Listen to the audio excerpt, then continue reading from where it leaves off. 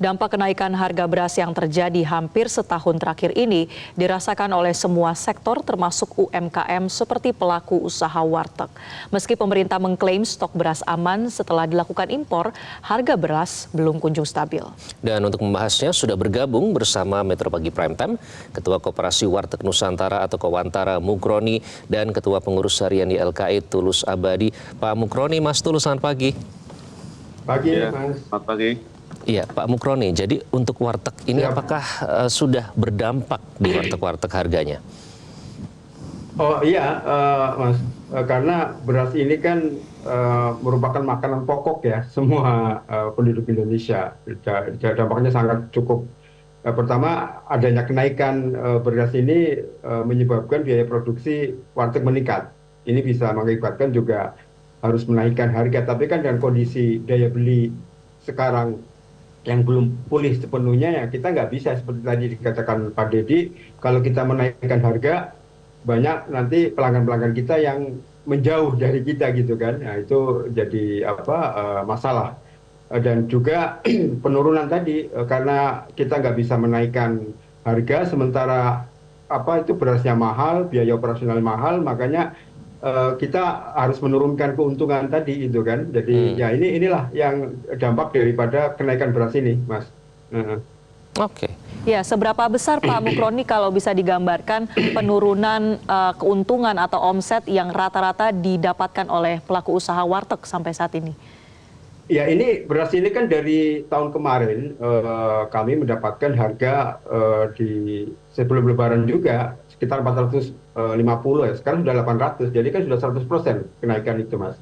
Jadi ya kalau kita gabungkan dengan yang lain itu, apalagi sekarang telur juga udah naik 32 ya kan harganya, terus cabai kemarin setelah pemilu sampai 100.000, ya bisa sampai 20% kita mengalami penurunan keuntungan itu, Mbak. Oke, baik, itu ada penurunan istilahnya tidak hanya profit tapi juga omset ya kalau secara keseluruhan. Iya. Mas Tulus, kalau bagi pelanggan sendiri bagaimana Mas sejauh ini? Apakah kalau biasanya makannya mungkin lebih banyak, sekarang mungkin porsinya lebih sedikit di beberapa warteg atau gimana Mas Tulus? Iya, dengan adanya fluktuasi harga bahan dasarnya yaitu beras dan juga bahan pokok lain, itu kan pasti akan berpengaruh terhadap biaya yang dikeluarkan oleh tadi seperti Pak Mukroni, dan juga kalau ada kenaikan harga kepada konsumen, nah konsumen juga pasti akan merespon dengan caranya sendiri, apakah berpindah langganan, mengurangi kualitas makanan, atau juga hal-hal lain yang bisa dilakukan demi menghemat pengeluaran dari apa yang selama ini dikeluarkan. Nah, inilah yang dikhawatirkan bahwa kenaikan harga beras dan juga diikuti oleh bahan pokok lainnya, apalagi menjelang puasa Ramadan, itu kan akan berdampak efek domino yang bisa cukup serius. Jadi saya kira Presiden tidak cukup hanya mengatakan cek pasar Cipinang, cek pasar induk, harganya sudah turun, tapi ternyata di end user ya itu belum turun, karena konsumen kan tidak belanja di pasar induk, belanjanya kan di warung-warung ataupun di retailer yang lebih kecil ya. Ini yang kemudian ada faktor-faktor yang harus dinetralisir oleh pemerintah terkait dengan distribusinya, atau mungkin ada pihak-pihak yang mencoba mendistorsi pasar seperti penimbunan atau yang lainnya, sehingga kepada konsumen masih harga yang tinggi. Ini saya kira harus relevan apa yang dikatakan dengan kondisi di lapangan. Oke. Baik, Pak Tulus dan Pak Mukroni, sebelum kita lanjutkan, kita lihat dulu ada data dari Badan Pangan Nasional bahwa harga beras medium di sejumlah daerah masih di atas Rp12.000 per kilogram. Harga tertinggi menyentuh sekitar Rp20.000 per kilogram di Papua Pegunungan. Dan kalau secara rata-rata nasional, harga beras medium mencapai Rp14.330 per kilogram atau masih berada di atas HET ya. Iqbal, kita lihat datanya berikut ini. Ya, kami akan hadirkan kepada Anda datanya.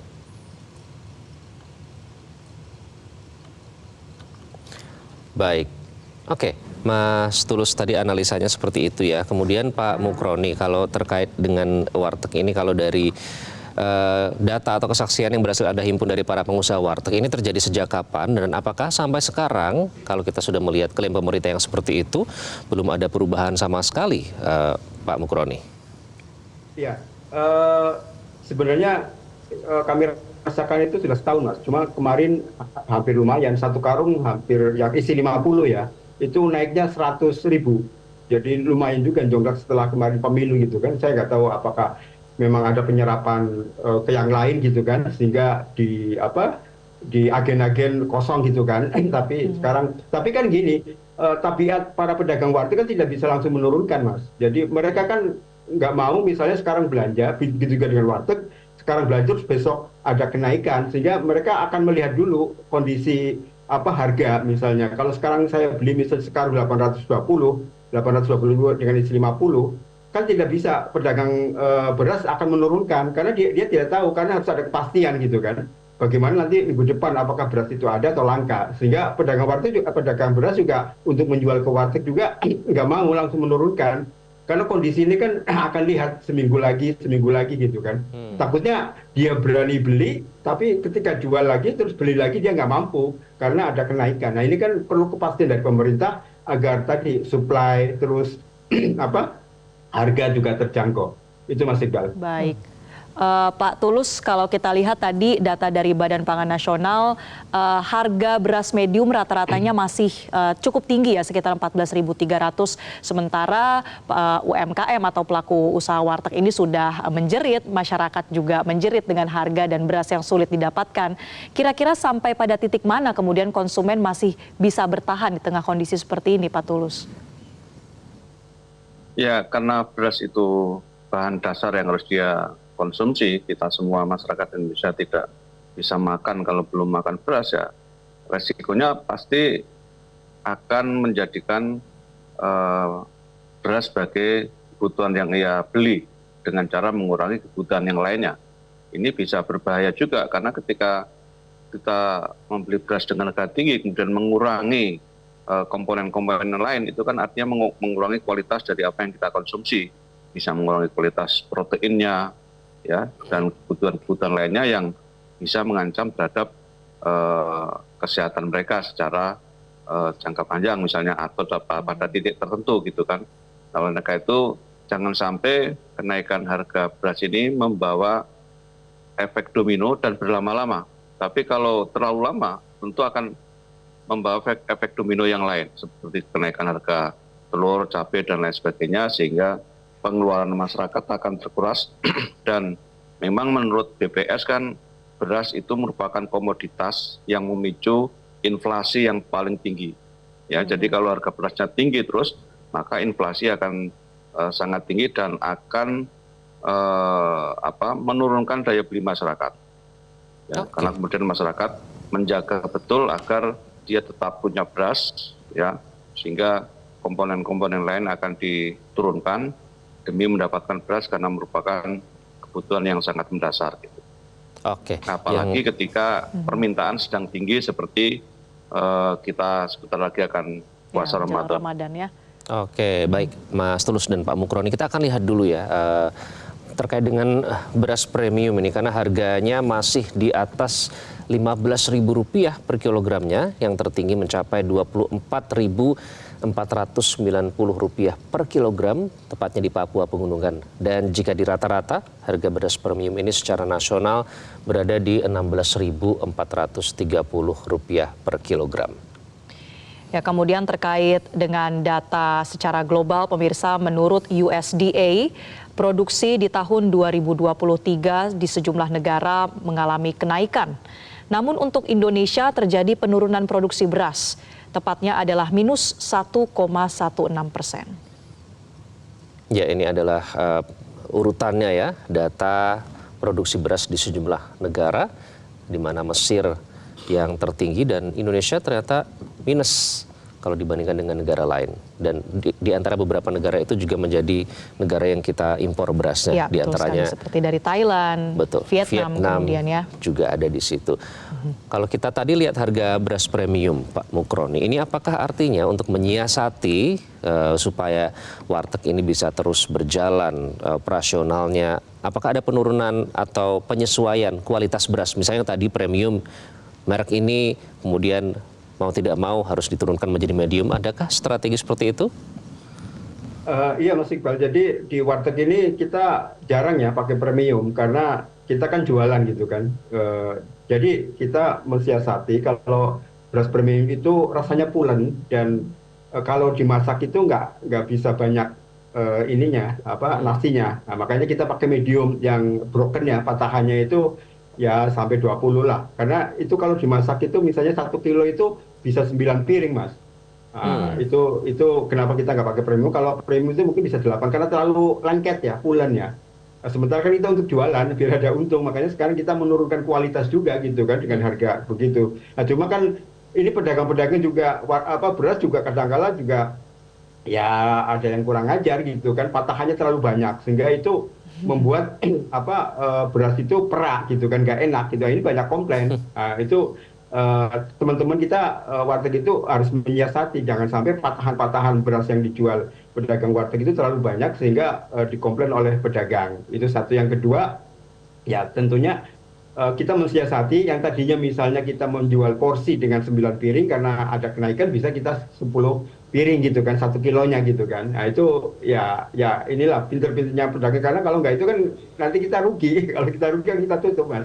Apalagi dengan kenaikan harga ini kan mengerek yang lain, ada ikan, ada daging, ada minyak sekalian juga akan dikerek oleh dengan harganya beras ini, Mas Iqbal. Baik, Pak Mukroni dan Pak Tulus, kita akan lanjutkan perbincangan, tapi kita harus jeda terlebih dahulu. Pemirsa, tetaplah bersama kami di Metro Pagi Prime Time.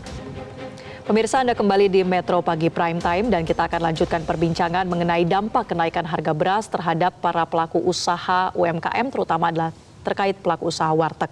Kita lanjutkan perbincangan, Pak Mukroni, kalau sebelum jeda tadi kita bahas bagaimana strategi dari warteg untuk bisa tetap menjaga pelanggan. Tapi sejauh ini dengan penurunan profit yang sudah dialami, apakah Anda juga melihat para pembeli ini mulai pergi begitu meninggalkan warteg karena kemudian dari warteg mungkin beberapa ada yang menaikkan harga juga?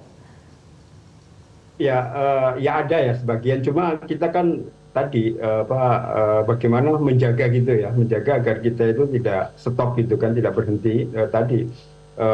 Salah satu adalah mengurangi gitu ya, yang tadinya misalnya 1 kilo itu jadi 9 piring, ya kita tambah menjadi 10 piring karena 1 piring misalnya 5.000 kita nggak bisa jual lebih daripada 5.000 itu untuk satu porsinya. Oleh karena itu kita tadi menambah porsi jadi 10 piring, jadi ada tambahan 5.000. Terus yang kedua memang ya tadi ada beberapa beras yang tadi yang kualitasnya tadi menir ya, bahasa patahan itu menir, sehingga memang kualitasnya agak berkurang karena kalau menirnya banyak berarti kan sangat perah dan nggak begitu enak gitu kan. Cuma ya mungkin karena kondisi kondisi beras memang naik, kadang-kadang pelanggan juga sudah mabuk. Yang penting dia bisa makan, karena yang makan di warteg ini kan golongan ekonomi bawah ya, ada yang penting dia bisa makan dan ya ada sedikit lauk gitu kan. Nah itu kita kan kadang-kadang juga tidak bisa istilahnya dengan adanya kenaikan terus kita menaikkan gitu kan, nanti para pelanggan juga akan beralih ke yang lain. Jadi itu yang kita bisa siasati, Mbak. Oke, Mas Tulus, kalau warteg ini kan ibaratnya tuh kayak apa ya, andalannya masyarakat, andalannya warga ya Marcel, kita tentu juga tidak bisa hidup tanpa warteg begitu. Betul sekali, ada di mana-mana juga tersebar. Ada di mana-mana, terus juga makanannya bermacam-macam dengan harga yang seharusnya ini bisa dijangkau oleh masyarakat. Nah, pemerintah sudah melakukan operasi pasar, kemudian juga memastikan seperti beras SPHP itu harganya di bawah HET begitu. Nah, apakah itu sudah berpengaruh terhadap harga pangan dari temuan Anda di lapangan? Ya, seperti tadi di awal saya katakan bahwa masalah harga itu kan tidak hanya kepada pasokan saja. Ya, mungkin pemerintah bisa mengklaim, presiden bisa mengklaim bahwa pasokan sudah cukup. Tetapi ketika di lapangan harganya masih tinggi, itu kan ada satu masalah yang harus diselesaikan. Apakah masalah distribusi, ya, karena pasokan itu tidak bisa berjalan sendiri ke rumah-rumah konsumen, tapi harus ada distribusi. Nah, apakah jalur distribusinya itu mengalami masalah terkait dengan misalnya terlalu panjang jalur distribusinya, atau ada gangguan-gangguan lain, misalnya ada pihak yang sengaja menimbun ataupun mungkin ada banjir dan lain sebagainya. Ini yang saya kira harus diurai soal jalur distribusi yang masih dianggap banyak masalah karena kemudian ini berdampak terhadap harga yang sampai ke tangan konsumen. Nah, kemudian kalau tadi data ditampilkan oleh Mas Iqbal bahwa Indonesia minus, ini kan artinya ada satu masalah yang serius. Jadi masalah perubahan iklim global yang diklaim juga ternyata negara lain kan tidak mengalami masalah. Nah, kita ini produksinya minus, artinya ada satu kebijakan pertanian. Kita harus mengulik ke level hulu ya, karena ini menyangkut masalah hulu, misalnya petani kita sulit mendapatkan pupuk dan lain sebagainya sehingga produksinya turun. Nah, ini pemerintah harus sampai ke sana, karena boro-boro mematok swasembada beras, tapi ternyata kita kebutuhannya minus dan harus impor. Nah, kenapa tidak ada kebijakan pertanian sehingga lebih pro pada petani dan kemudian produksi dalam negeri bisa lebih baik dan harganya bisa diturunkan. Jangan kemudian mengandalkan impor, ya, karena kalau ketergantungan impor pasti harganya akan semakin tinggi. Ya. Kira-kira begitu. Baik, sebelum kita lanjutkan Pak Tulus dan Pak Mukroni, kita akan lihat pantauan rekan-rekan jurnalis Metro TV di lapangan. Ini tepatnya dari Surabaya dan Semarang. Pemirsa, bahwa jelang bulan suci Ramadan, harga berbagai kebutuhan pokok di kota Surabaya mulai mengalami kenaikan yang cukup signifikan. Sedangkan di tempat lain, harga sejumlah kebutuhan pokok mengalami kenaikan seperti di pasar tradisional Semarang, Jawa Tengah. Ya, kenaikan harga ini terlihat pada komoditas seperti beras, kemudian juga pada cabai rawit hingga telur ayam. Untuk mengetahui informasi selengkapnya, kita langsung bergabung dengan jurnalis Metro TV Mahmud Fauzi, melaporkan dari Surabaya, Jawa Timur, dan Galisa Putra dari Semarang, Jawa Tengah. Kita ke Mahmud terlebih dahulu. Mahmud, apa saja harga bahan kebutuhan pokok yang mengalami kenaikan dari pantauan Anda di Surabaya? Baik Iqbal dan juga Marcel, 10 hari jelang memasuki bulan suci Ramadan, berbagai harga komoditas bahan pokok di Provinsi Jawa Timur, khususnya di kota Surabaya ini mulai mengalami kenaikan yang cukup signifikan. Dari pantauan yang kita lakukan di beberapa pasar tradisional yang ada di kota Surabaya, seperti di Pasar Genteng, Pasar DTC Wonokromo, dan juga Pasar Pagi Surabaya, setidaknya ada 5 bahan pokok utama yang mulai mengalami kenaikan signifikan, yakni kenaikan signifikan terjadi pada harga beras, harga gula, harga telur ayam, daging ayam, dan juga komoditas pertanian. Namun dari keseluruhan kenaikan harga komoditas ini, yang paling dirasakan dan memberatkan bagi masyarakat adalah kenaikan harga beras, baik harga beras premium maupun harga beras medium, karena kenaikan harga beras ini sudah jauh di atas harga eceran tertinggi yang telah ditetapkan oleh pemerintah. Untuk harga beras medium di beberapa pasar tradisional yang ada di kota Surabaya saat ini dijual di kisaran harga Rp13.500 hingga Rp15.000. Harga ini jauh di atas harga eceran tertinggi yang telah ditetapkan oleh pemerintah, yakni Rp10.900 per kilogramnya. Sementara itu untuk harga beras premium saat ini dijual di kisaran Rp16.000 hingga Rp17.000. Beras premium pun ini juga jauh di atas harga eceran tertinggi yang telah ditetapkan pemerintah, yakni sebesar Rp13.900. Selain itu, kenaikan signifikan juga terjadi pada komoditas cabai. Harga cabai merah saat ini dijual sekitar Rp60.000 per kilogram dari harga normal sekitar Rp40.000 per kilogram. Sementara itu, kenaikan juga terjadi pada komoditas lain seperti komoditas gula pasir, telur ayam, dan juga daging ayam. rata-rata kenaikan sekitar 2 hingga 3 ribu rupiah per kilogramnya. Saya juga sempat bertanya kepada beberapa pedagang. Pedagang ini menjelaskan kenaikan harga berbagai kebutuhan pokok ini mulai terjadi beberapa hari lalu menjelang bulan suci Ramadan. Dan pedagang memprediksi kenaikan harga kebutuhan pokok ini kemungkinan besar masih akan bertahan atau bahkan terus mengalami peningkatan hingga nanti menjelang pertengahan bulan suci Ramadan. Karena hal ini atau kenaikan ini sudah biasa terjadi pada bulan hari-hari menjelang bulan suci Ramadan. Sementara itu berbagai upaya juga sudah dilakukan oleh pemerintah Provinsi Jawa Timur dan juga Pemkot Surabaya untuk menekan kenaikan harga kebutuhan pokok. Pemprov dan juga Pemkot telah melakukan berbagai operasi pasar di beberapa pasar tradisional. Operasi pasar ini menjual harga berbagai kebutuhan pokok seperti beras, gula dan juga minyak dengan harga sesuai dengan HET yang telah ditetapkan oleh pemerintah. Namun sayangnya menurut masyarakat, strategi yang dilakukan oleh pemerintah ini dengan menggelar pasar murah ini dinilai tidak bisa menekan harga kebutuhan pokok di kota Surabaya dikarenakan jumlah kuota yang ada di pasar tradisional ini tidak sebanding dengan antusias masyarakat. Masyarakat berharap agar pemerintah mampu menstabilkan harga pokok sehingga harga-harga kebutuhan pokok di kota Surabaya ini bisa terjangkau. Untuk sementara demikian yang bisa kita laporkan dari Surabaya, kembali ke studio. Baik, terima kasih Mahmud dari Surabaya. Kita beralih ke Gali Saputra dari Semarang.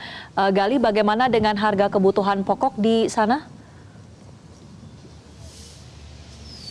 Ya, selamat pagi Marcel, Iqbal dan juga pemirsa. Benar sekali bahwa harga sejumlah kebutuhan pokok di Jawa Tengah hingga saat ini masih belum stabil.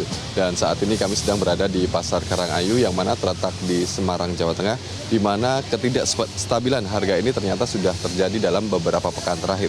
Dan salah satu komoditas yang harganya belum stabil adalah beras, di mana berdasarkan informasi yang kami terima bahwa untuk beras jenis medium ini harganya berkisar Rp14.000 per kilogram, sementara untuk beras jenis premium kini mencapai Rp16.000 per kilogram.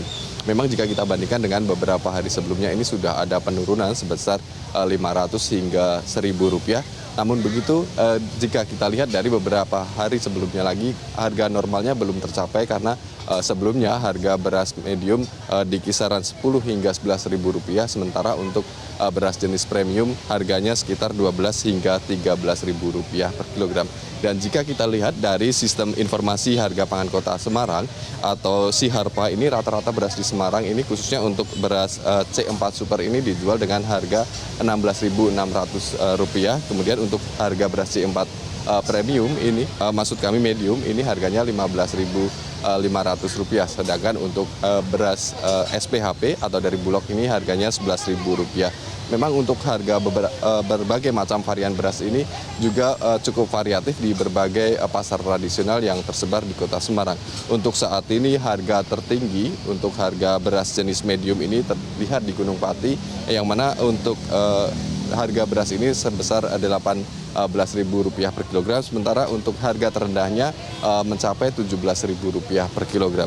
Sementara untuk C4 Super dan Medium di pasar di berbagai daerah di Semarang ini juga mengalami harga terendah atau mencapai Rp15.500 per kilogram, sementara untuk harga yang terendah terlihat di pasar Peteriongan yang mencapai Rp14.000 per kilogram. Sementara untuk beras SPHP ini juga cukup bervarian di Semarang, di mana di berbagai pasar tradisional ini juga bermacam-macam harganya. Seperti di pasar Peteriongan ini harga beras SPHP paling tinggi sebesar Rp11.500.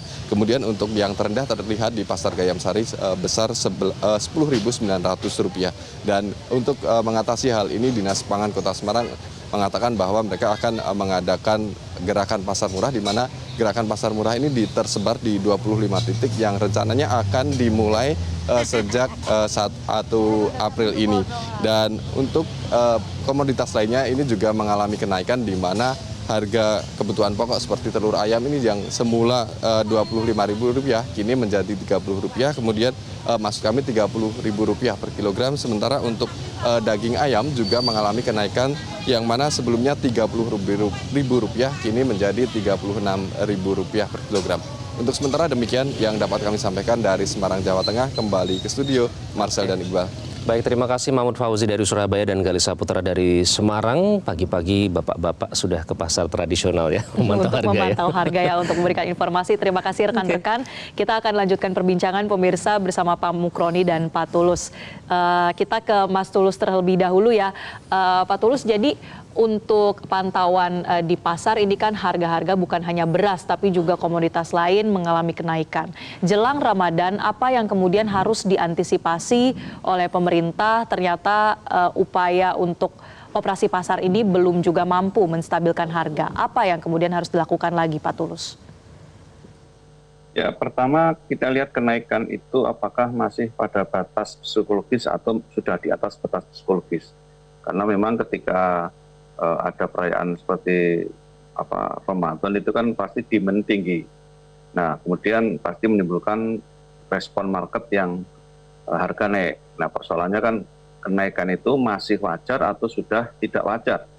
Nah, kalau masih wajar ya itu artinya hukum pasar. Tapi ketika sudah tidak wajar dalam arti kenaikannya terlalu tinggi, nah ini artinya ada sesuatu yang masalah terkait dengan permintaan yang bukan hanya permintaan tinggi tapi juga masalah lain. Ini yang harus diselesaikan oleh pemerintah, baik pemerintah pusat atau pemerintah daerah. Baik, Mas Tulus. Nah, ini yang saya kira terkait dengan pasokan kita cuma punya waktu sedikit, Mas Tulus, dan lain sebagainya. Terima kasih. Pak Mukroni, terakhir singkat saja Pak. Biasanya pengambil kebijakan menonton Metro pagi-pagi ini. Apa pesan Anda Pak sebagai pengusaha warteg? Ya, kami mengharapkan pemerintah terus ya memantau harga ya, sehingga kita bisa mendapatkan harga yang terjangkau. Yang kedua, supply ya, jangan sampai kita sulit untuk mendapatkan harga beras. Dan yang ketiga, kualitas itu kan, kualitas beras yang ya untuk enak dimakan lah gitu kan. Itu yang kami harapkan. Baik. Terima kasih Mas Tulus dan Pak Mukroni. Pak Mukroni jangan lupa bayar koperasinya itu. Di belakang ada tulisan. Sudah ada pengingatnya. Sekali lagi terima kasih. Terima kasih Bapak-Bapak telah bergabung bersama kami di Metro Pagi Prime Time. Dan jelajahi cara baru mendapatkan informasi. Download Metro TV Extend sekarang.